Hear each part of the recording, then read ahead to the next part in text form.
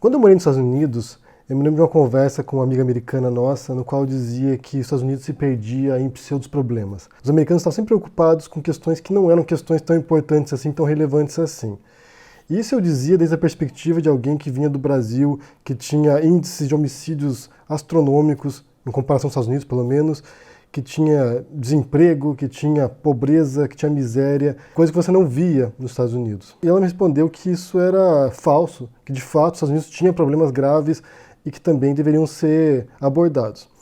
E ela tinha toda a razão, porque se não fossem esses problemas graves no país, certamente o Trump não teria sido eleito, com um discurso raso, vazio de tornar a América grande de novo. Mas o fato é que no imaginário coletivo da classe média brasileira, os Estados Unidos sempre teve essa imagem daquele país que deu certo, do livre comércio, do livre mercado, do país onde há liberdades individuais, onde você pode ter armas se quiser, armas à vontade, na verdade, onde a democracia prosperou e funciona.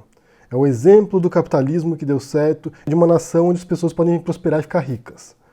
E onde os brasileiros podiam, até um tempo atrás, ir aos montes para fazer compras, fazer enxoval do bebê, e se deslumbrar com as maravilhas do primeiro mundo. Mas os Estados Unidos está bem longe de ser esse paraíso que se imagina.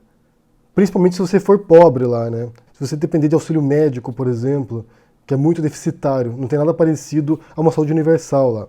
Se você vê com o salário mínimo lá, com pouquíssimos direitos trabalhistas. E é esse ideal altamente distorcido que também faz parte do imaginário do presidente do governo atual. Eles veem os Estados Unidos como um modelo a ser adotado e cujas práticas devem reproduzir no Brasil também. Mesmo que isso vá afetar de maneira extremamente negativa milhões de brasileiros. E a aproximação também entre Brasil e Estados Unidos, em grande medida, é bastante ideológica.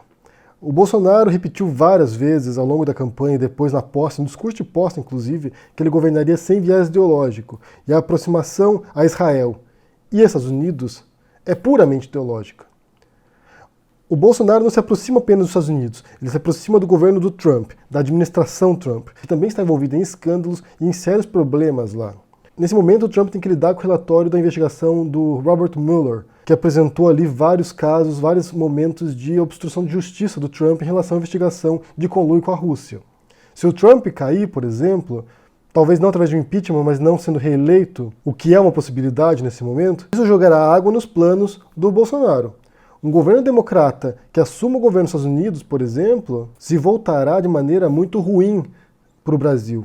Porque a fama que o Bolsonaro tem nos Estados Unidos, na Europa e ao redor do mundo é de um governante de extrema-direita, fascistoide, homofóbico, misógino, racista, que está destruindo a Amazônia, abrindo a Amazônia para os pecuaristas. Ou seja, ele não tem o menor respeito entre os liberais norte-americanos e um governo liberal, um governo democrata, pode ser muito prejudicial nesse sentido. Porque, antes de tudo, como eu disse, o alinhamento entre Bolsonaro e Trump é puramente ideológico. Tanto que o Bolsonaro ouve com orgulho quando é comparado ao Trump, né, ao Trump dos trópicos. Outro aspecto que pode comprometer também muito a imagem do Brasil no exterior tem sido a política externa desastrosa do ministro Ernesto Araújo. Olavista de carteirinha, discípulo do astrólogo da Virgínia, que é outro também que tem os Estados Unidos como esse ideal de democracia e de capitalismo, de valores conservadores também. O Ernesto Araújo, logo que ele entrou no governo ali, ele já começou a fazer algumas medidas e alguns pronunciamentos atacando aliados históricos do Brasil. O que você vê, mais uma vez, no âmbito ideológico, é uma cruzada moral por valores judaicos cristãos, de unificação de nações cristãs, que estão combatendo o marxismo cultural. Então você vê um alinhamento com políticos populistas, de extrema direita pelo mundo, como o Orbán da Hungria, por exemplo, nessa tentativa insana de sanear a política brasileira dos comunistas infiltrados.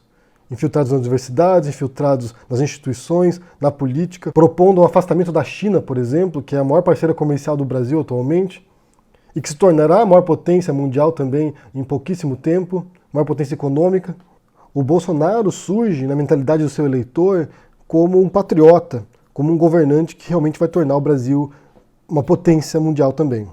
Mas isso não vai acontecer, porque a lealdade do Bolsonaro está mais em ser um lacaio dos Estados Unidos, em servir o Trump, do que realmente se importar com questões de soberania nacional. É um presidente que bate continência para a bandeira americana, que ao dizer o seu slogan de campanha nos Estados Unidos se confunde e diz Brasil e Estados Unidos acima de tudo, e que tem a tola expectativa de que os Estados Unidos defenderá em algum momento os interesses do Brasil. Sendo que os Estados Unidos, historicamente, tradicionalmente, sempre pensou em si próprio antes. Como a maior parte das nações desenvolvidas também, né? O interesse deles vem primeiro. Se sobrar alguma migalha, a gente joga para o Bolsonaro depois. Essa aproximação cega do Brasil aos Estados Unidos, que já ocorreu anteriormente, em certos momentos, é um erro estratégico tremendo. Assim como vários outros erros desse governo internos aí, que podem afetar a longo prazo o Brasil, essa política externa desastrosa do Ernesto Araújo e do Bolsonaro também pode ter consequências a longo prazo para a imagem do Brasil, que era um país respeitado diplomaticamente, que era uma referência em multilateralismo, que sempre prezou pela independência do Itamaraty também, e que agora se vê perdido nessa disputa ideológica, nessa guerra ideológica, com uma retórica extremamente enviesada e que repele aliados tradicionais e se aproxima de um aliado que não é tão aliado assim. Porque o Trump, enquanto capitalista selvagem que ele é, só pensa no próprio umbigo. E aqui nem falo em termos de nação, falo em termos de indivíduo.